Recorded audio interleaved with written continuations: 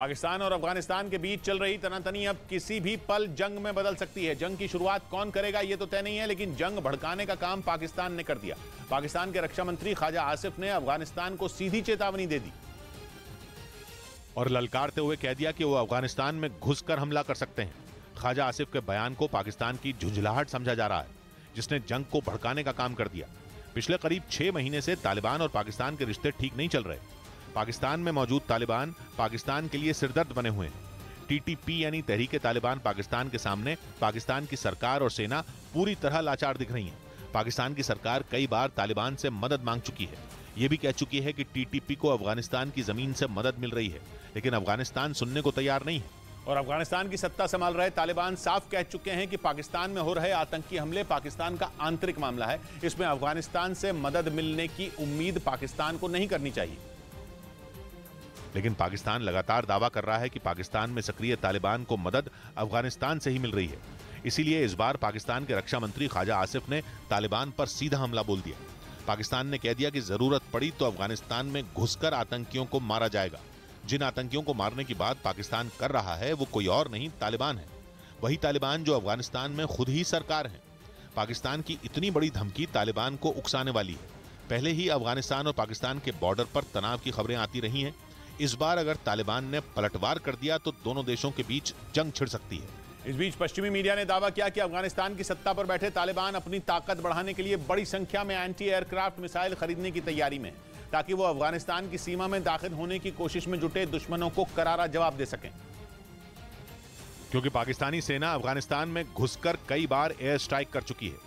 पाकिस्तान का आरोप है कि तालिबान आतंकी संगठन टीटीपी यानी तहरीके तालिबान पाकिस्तान के आतंकियों को अपने यहां पनाह देते हैं, जो उनके इशारे पर पाकिस्तान के शहरों पर आतंकी हमला करते हैं। और कुछ महीने पहले भी पाकिस्तान की सेना ने अफगानिस्तान के नंगरहार प्रांत में एयर स्ट्राइक की थी। पाकिस्तान का दावा है कि नंगरहार प्रांत टीटीपी आतंकियों का गढ़ है, जहां तालिबानी लड़ाके उन्हें ट्रेनिंग देते हैं। इसी वजह से पाकिस्तानी सेना ने वहां मौजूद टीटीपी आतंकियों के ठिकानों पर हमला किया था। और दावा किया जा रहा है कि इसी वजह से तालिबान बौखलाए हुए हैं। पाकिस्तान के लड़ाकू विमान अफगानिस्तान की सीमा में घुसपैठ न कर सकें, इसके लिए उन्होंने अपनी ताकत बढ़ाने का फैसला किया, जिसके लिए वो अपने बजट का सबसे बड़ा हिस्सा डिफेंस पर खर्च करेंगे। पश्चिमी मीडिया का दावा है कि ड्रोन और लड़ाकू विमानों को मार गिराने के लिए तालिबान बड़ी संख्या में एंटी एयरक्राफ्ट मिसाइलें खरीदेंगे। हालांकि तालिबान ने साफ नहीं किया कि वो किस देश से हथियार खरीदने की डील करेंगे। दावा यह भी किया जा रहा है कि तालिबान की तैयारी अफगानिस्तान में ही एंटी एयरक्राफ्ट मिसाइलें बनाने की भी है। यही नहीं है, एक रिपोर्ट के मुताबिक तालिबान के पास अभी 1.5 लाख लड़ाके हैं, जिनकी संख्या वो 2 लाख करने में जुटे हैं।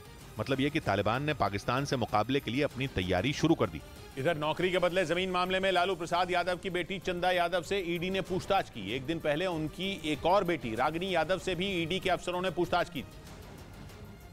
यानी नौकरी के बदले जमीन मामले में लालू प्रसाद यादव के परिवार पर ईडी का शिकंजा कसता जा रहा है, क्योंकि चंदा यादव और रागिनी यादव से पहले लालू प्रसाद यादव के बेटे तेजस्वी यादव से भी ईडी के दिल्ली दफ्तर में पूछताछ हुई थी। इसी मामले में सीबीआई पहले ही लालू यादव और उनकी पत्नी राबड़ी देवी से सवाल जवाब कर चुकी है। उधर पश्चिमी मीडिया ने दावा किया कि यूक्रेन ने रूस के राष्ट्रपति पुतिन की तुलना आतंकी संगठन आईएसआईएस से कर डाली। आरोप है कि यूक्रेन के एक सैनिक को पुतिन के एक जवान ने गला रेत कर मौत के घाट उतार दिया। लेकिन जैसे ही इसका वीडियो जेलेंस्की के पास पहुंचा, उनका गुस्सा 7वें आसमान पर पहुंच गया। जेलेंस्की ने चेतावनी देते हुए साफ कर दिया कि जिसने भी उनके सैनिक को मौत के घाट उतारा है उसे बख्शा नहीं जाएगा। असल में रूस के मीडिया की तरफ से एक वीडियो वायरल किया गया, जिसमें दावा किया गया कि रूस के सैनिक ने यूक्रेन के जवान का गला रेत कर उसे मार डाला।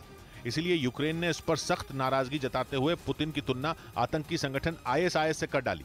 हालांकि वायरल हो रहा वीडियो कब का है, इसकी जानकारी नहीं मिल पाई। इस बीच पश्चिमी मीडिया ने दावा किया कि यूक्रेन की मिसाइलें खत्म होने वाली हैं। बताया गया कि जेलेंस्की के जवान रूसी सेना पर मिसाइलों से जोरदार हमले कर रहे हैं। और पश्चिमी मीडिया के मुताबिक इसीलिए यूक्रेन की मिसाइलें तेजी से खत्म हो रही हैं। यानी आने वाले दिनों में यूक्रेन की मुश्किलें बढ़ सकती हैं, क्योंकि दावा है कि वो पहले ही हथियारों की कमी से जूझ रहा है। ऐसे में अगर उसके पास मिसाइलें भी नहीं होंगी तो रूसी फौज उस पर और भीषण हमले करने से नहीं चुकेगी, जो किसी भी सूरत में यूक्रेन के लिए अच्छा साबित नहीं होगा। बताया गया कि इसीलिए यूक्रेन ने पश्चिमी देशों से जल्द मिसाइल भेजने की गुहार लगाई, क्योंकि बिना मिसाइल और गोला बारूद के जंग नहीं लड़ी जा सकती। और अगर एक बार जंग में रूस यूक्रेन पर बढ़त बनाने में कामयाब हो जाता है तो पुतिन का यूक्रेन फतह करने का सपना पूरा हो सकता है। उधर पश्चिमी मीडिया के मुताबिक कनाडा ने जंग में यूक्रेन की मदद के लिए हथियारों की एक और खेप भेजने का ऐलान कर दिया, क्योंकि जेलेंस्की रूस के खिलाफ लड़ाई के लिए सहयोगी देशों से लगातार हथियारों की सप्लाई बढ़ाने की मांग कर रहे हैं। और इसीलिए कनाडा ने एक बार फिर यूक्रेन की मदद के लिए अपने हाथ बढ़ा दिए। न्यूज एजेंसी रॉयटर्स के मुताबिक कनाडा सैन्य मदद की इस नई खेप में यूक्रेन को 21,000 आधुनिक राइफल, 38 मशीन गन और करीब 24 लाख गोलियां देगा। कनाडा ने यूक्रेन को हथियार देने के साथ साथ रूस के खिलाफ नए प्रतिबंधों का भी ऐलान किया, जिसके तहत उसने रूस के 14 लोगों और 34 संस्थाओं पर बैन लगा दिया। कनाडा के राष्ट्रपति ने यूक्रेन को हर संभव मदद पहुंचाने का भरोसा दिया। लेकिन इसी बीच यूक्रेन के कई इलाकों में रूसी फौज से मिल रही कड़ी चुनौती के बीच ज़ेलेंस्की ने एक बार फिर अपने सहयोगियों से सैन्य मदद बढ़ाने की गुहार लगाई। Ми зараз на такому етапі війни, коли важливо і нашому суспільству. ज़ेलेंस्की के मुताबिक जंग भले ही पिछले साल के मुकाबले अभी कुछ सुस्त पड़ गई हो, लेकिन रूस के खिलाफ यूक्रेन को तभी जीत मिलेगी जब यूक्रेन के सैनिकों के हाथों में ज्यादा से ज्यादा आधुनिक हथियार होंगे। इधर शेयर बाजार मामूली बढ़त के साथ बंद हुआ। दिन भर कारोबार में उतार चढ़ाव के बीच लगातार 9वें दिन शेयर बाजार में उछाल देखने को मिला। हालांकि शेयर बाजार में कारोबार की शुरुआत कमजोर रही, लेकिन आखिरी वक्त में आई तेजी से सेंसेक्स और निफ्टी दोनों ही हरे निशान पर बंद हुए। सेंसेक्स 38 अंकों की मामूली बढ़त के साथ 60,431 पर रहा, जबकि निफ्टी 15 अंकों की बढ़ोतरी के साथ 17,828 पर बंद हुआ। उधर गायक मीका सिंह ने एक वीडियो शेयर करके प्रधानमंत्री को इसलिए शुक्रिया कहा क्योंकि अब कई देशों में रुपए से खरीदारी की जा सकती है, या यूं कहें कि रुपए से वहां वैसे ही लेन देन होगा जैसा भारत में होता है। और गायक मीका सिंह ने इसी बात की तारीफ करते हुए वीडियो शेयर किया। मीका सिंह ने ये वीडियो कतर से शेयर किया और बताया कि वो वहां इंडियन करेंसी देकर शॉपिंग कर रहे हैं। मीका सिंह ने इसके लिए पीएम को धन्यवाद दिया। जो भी आपको शॉपिंग करनी है आप इंडियन करेंसी दे सकते हैं और शॉपिंग कर सकते हैं। So thanks to Modi ji. Reserve Bank of India ने कुछ हफ्ते पहले ही 18 देशों में इंडियन करेंसी से सीधे लेन देन का रास्ता खोला है, जिसके लिए उन देशों के बैंकों और खरीदारी करने वाले को SVRA यानी स्पेशल वॉस्ट्रो रुपी अकाउंट खोलना होगा। सीधे शब्दों में कहें तो जब भी किसी भारतीय को इन 18 देशों से खरीदारी करनी होगी तो वो रुपए में भुगतान करेंगे, जो SVRA में ही जमा होगा।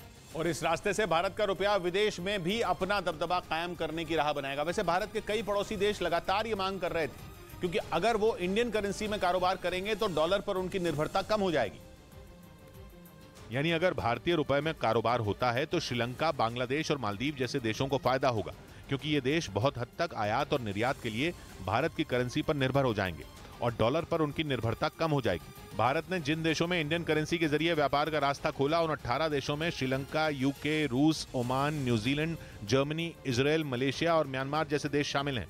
इधर कर्नाटक में बीजेपी उम्मीदवारों की लिस्ट जारी होने के बाद बागी हुए नेताओं को मनाने की जिम्मेदारी येडियुरप्पा को सौंपी गई। बीजेपी ने कर्नाटक की कुल 224 सीटों में 212 के लिए उम्मीदवारों का ऐलान कर दिया, लेकिन उम्मीदवारों के नामों का ऐलान होते ही पार्टी में घमासान मच गया।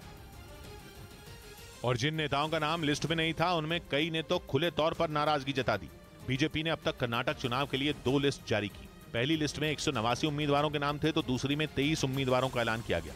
पहली लिस्ट आने के बाद से ही नाराज नेताओं ने मोर्चा खोल दिया था, जबकि दूसरी लिस्ट में भी नाम नहीं होने से करीब आधा दर्जन विधायकों ने पार्टी के खिलाफ झंडा बुलंद कर दिया। कर्नाटक के पूर्व डिप्टी सीएम लक्ष्मण सावदी ने तो बीजेपी छोड़ने का ही ऐलान कर दिया और अब वो दावा कर रहे हैं कि कांग्रेस के कुछ नेता उनके संपर्क में हैं। बताया जा रहा है कि ऐसे ही नाराज नेताओं को मनाने की जिम्मेदारी कर्नाटक के पूर्व सीएम येडियुरप्पा को सौंपी गई, क्योंकि उनके करीबी बताए जाने वाले जगदीश शेट्टार ने भी लिस्ट में नाम नहीं होने पर बागी तेवर दिखा दिए। उन्होंने ये तक कह दिया कि बीजेपी से टिकट नहीं मिला तो वो निर्दलीय लड़ेंगे, जिसके बाद जगदीश शेट्टार को दिल्ली बुलाया गया। कहा जा रहा है कि पार्टी नहीं चाहती कि कर्नाटक का ये बड़ा चेहरा चुनाव से ठीक पहले नाराज हो जाए, क्योंकि जगदीश शेट्टार हुबली धारवाड़ मध्य से बीजेपी के विधायक हैं और वो लगातार 6 बार वहां से जीते हैं। इसके साथ ही वो येडियुरप्पा के बाद लिंगायत समुदाय के दूसरे बड़े नेता माने जाते हैं और कर्नाटक में इस समुदाय के करीब 17% वोटर हैं। To contest election and last 6 consecutive election I got elected. बताया जा रहा है कि दिल्ली में बीजेपी अध्यक्ष नड्डा से मुलाकात के बाद उनके चुनाव लड़ने पर सहमति बन गई। हालांकि इसका ऐलान बाद में किया जाएगा। यानी बीजेपी ने एक तरह से जगदीश शेट्टार को मना लिया। कहा जा रहा है कि येडियुरप्पा को भी इसी तरह बाकी नाराज नेताओं को मनाने का निर्देश दिया गया।